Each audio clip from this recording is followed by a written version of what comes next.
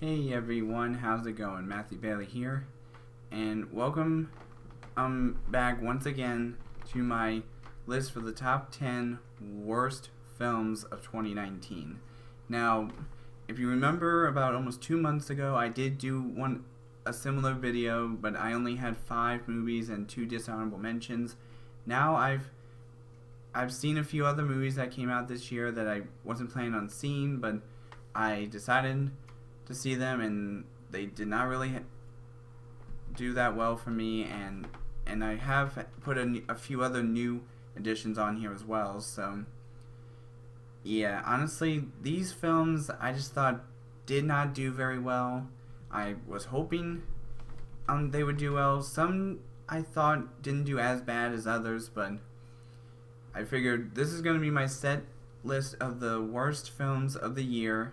So I'm sorry if you're wondering why there are other films that I've seen this year that I probably don't have on this list. But anyways, like I said, I will see all you guys in a minute for the top 10 worst movies of 2019.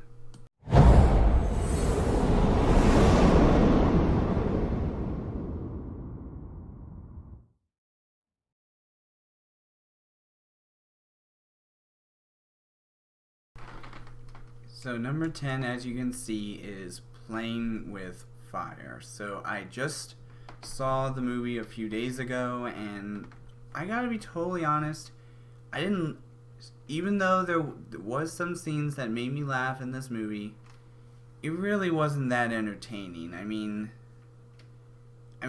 it was produced by Nickelodeon Studios, and to be honest, the last few movies that had Nickelodeon on the side of connected to it were, I believe, the live-action Ninja Turtle movies, and even those didn't do very well. So, and I believe the SpongeBob sequel also had one, but I didn't think that one did terribly. But this one, I can guarantee you, it didn't do that well.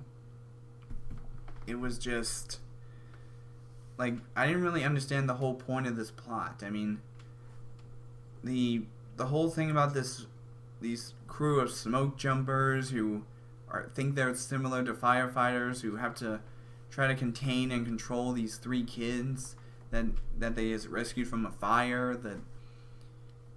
Some of the jokes weren't as funny, but I mean, a lot of this movie didn't really make sense, and that's, as you can tell by the top of the poster, it says 0% contained. Yeah, that basically tells you that they contained 0% of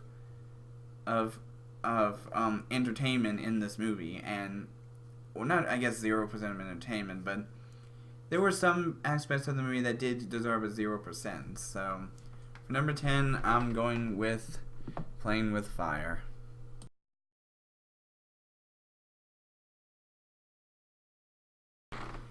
Yeah, so for number 9, I have to go with Dora and the Lost City of Gold. Now, I know that in the last video I made about this thing, I had it at number 5, but that was because I didn't see a lot of movies this year. That I didn't have a lot of movies to work with, but there are some, like I said, there are some new movies that are put on here that I started thinking about it that I didn't think were that great. But for number 9, Dora and the Lost City of Gold, I honestly I had no anticipation for this film. Sure, Isabella Moner is in the movie. She's been in movies like Middle School, The Worst Years of My Life. She's been in the 5th Transformers movie, which I did not really like. So I guess it makes sense that they only have her in another movie that wasn't really going to do that great, especially for just older people who grew up having to deal with listening to the old TV show. And to be honest, there was one thing that really upset me, and I guess this isn't really much of a spoiler anymore because most of you should have already seen the movie, but if you don't want to listen to spoilers, then skip ahead a little bit. But basically, the one thing that really frustrated me about this movie when it comes to the animal characters is Boots himself. Like, he only really had one line in that movie, in the whole movie, and the guy who voiced him, I was like, what the heck were these people thinking? How could they have gotten that guy to come in and do one line and barely get paid a lot? I guarantee you the guy who voiced him in that one line probably was like, why did I even do this? And so I feel like this movie just didn't really do it for me. So number 9 has to go to Dora and the Lost City of Gold.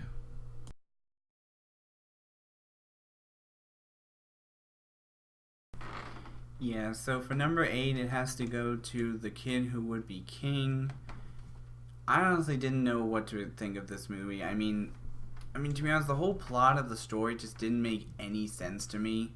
Like, this kid in Europe, in England, is apparently supposed to be the one who draws the sword, and then he has to get all his classmates to team up with the wizard Merlin, who throughout most of the movie is a freaking kid, just like them, and they have to go against this evil witch who apparently was the sister of Lancelot, or whatever his name was, King Arthur. And I mean, the whole movie just did not make sense to me. I'm gonna be totally honest, it didn't make sense to me. I mean, it even says on the top of the poster, no pressure. Well, obviously they must have been under a lot of pressure when it came to thinking about the plot for this movie, because it didn't really make sense to me. But like I said, I thought it was entertaining, but it just didn't make sense to me. Now, my top 5 movies are definitely going to be movies that I thought didn't do as well as they should, and the top 3 are definitely going to be movies that I really did not enjoy watching this year. So, but for number 8, I'm going with The Kid Who Would Be King.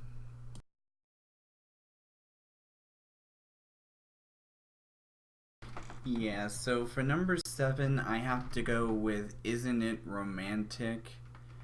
Honestly, the way that the plot for this movie was playing out, I mean, I didn't see the movie until it came out on DVD, but I'm glad I decided to wait until it came out on DVD, because I saw a trailer for the movie, I just never reacted to the trailer, because I thought this movie doesn't look like it's going to be that great, and turns out I was sort of right. I mean, it wasn't really that entertaining. It was the whole point of the story is some young girl who doesn't lead a great life.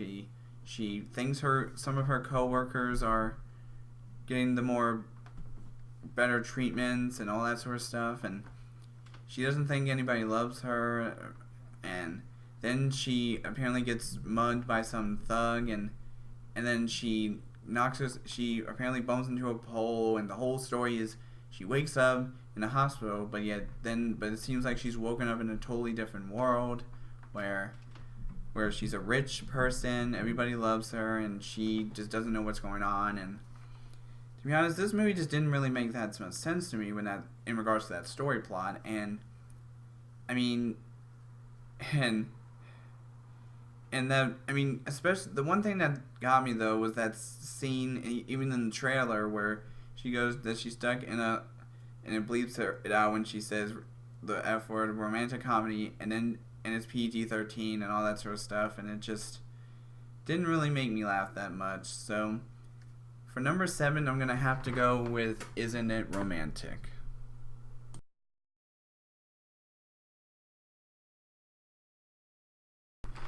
So for number 6, I'm gonna have to go with the live-action Dumbo. And yes, I know I had this at number 3, but it seems that my mind has changed a little bit, because, I mean, honestly, I still thought that Dumbo, it was entertaining, but it didn't really do it for me. Especially because based on the fact that it was directed by Tim Burton, who does a lot of scary type movies, and I just don't understand why he made Dumbo the way it was in this movie, because the original Dumbo was family friendly. It was really light and bright. This movie has some scary elements in the movie that did not make any sense to me why they were even in the movie. But ever since that movie came out, though, the last few live-action Disney remakes have done a great job so far. The most recent one I saw was the Disney's Maleficent, Mistress of Evil. I thought it did okay, but like I said, Dumbo, it didn't really do it for me, and I'm really hoping that the Disney live action remakes they have coming out next year, which the only one I know of is Mulan. But I really hope that they don't mess that one up. I feel like they might actually, because there was one thing I found out about that movie, which I won't talk about in this video, but yeah, for number 6, I'm going to have to go with the live action Dumbo.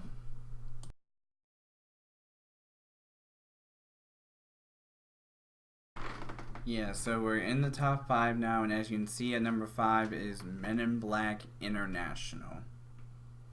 I didn't understand what the point of this film was. I mean, why would they make a movie based on it being international? The original Men in Black movies were fine. I mean, I don't remember that much from them, but I do know that they did a lot better than this one did.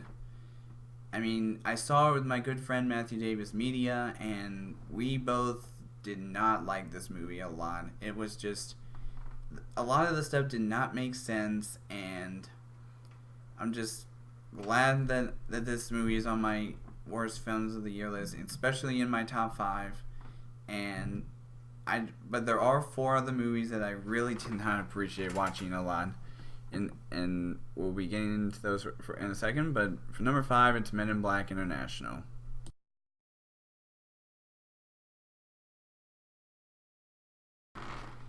Yeah, so number 4, I have to go with Arctic Dogs. Now, I only just saw this movie 2 weeks ago on the first day of November, and I'm going to be totally honest, I don't understand what was going on with this movie. I mean, Jeremy Renner, like, are you freaking kidding me? They had to make him be voicing the main character.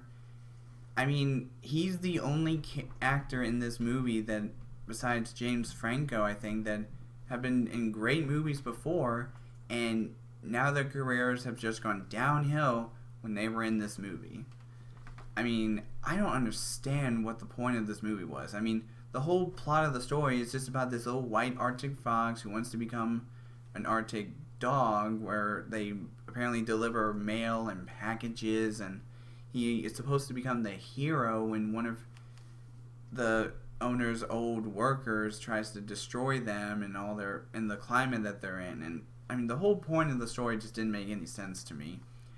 Now, unfortunately, I definitely still did not hate this movie more than another animated film that I have in at number 2, but this is just for number 4, and that is Arctic Dogs.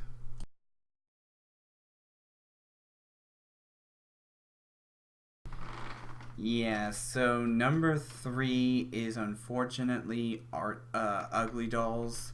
Now, to be fairly honest, like there have been select few movies that were based on toy brands that did not do very well, or whether it's video games or whatever, and like movies I can name are movies like Angry Birds, the Emoji Movie.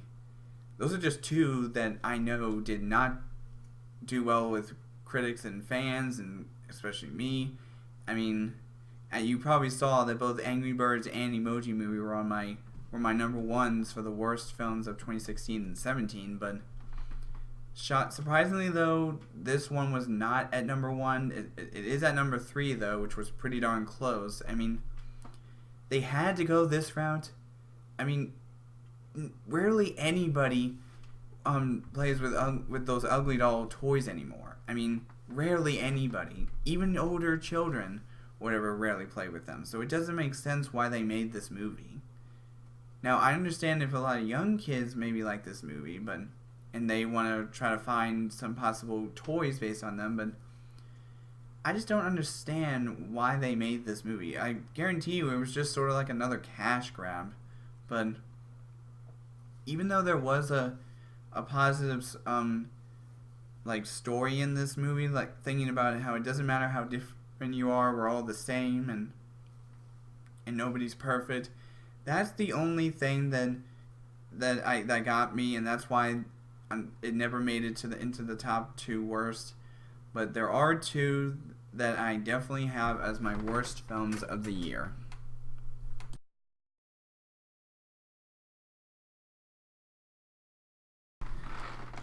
Yes, so as you can see by number 2, it's the same as the last video, is Wonder Park.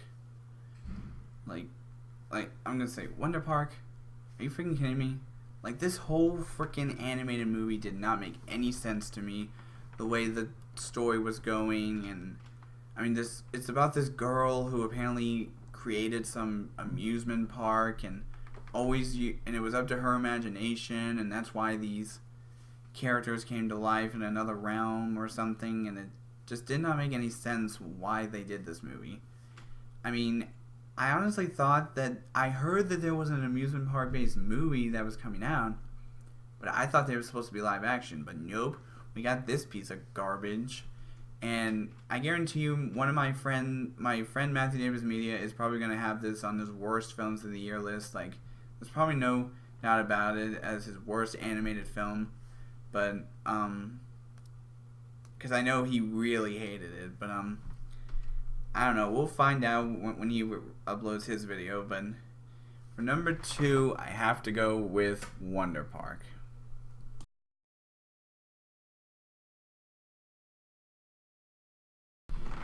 So, if you probably aren't that surprised as what my number 1 worst movie of this year is. It was the same as on my last video, and it's still the same on this video. My pick for the worst movie of 2019 is Dark Phoenix.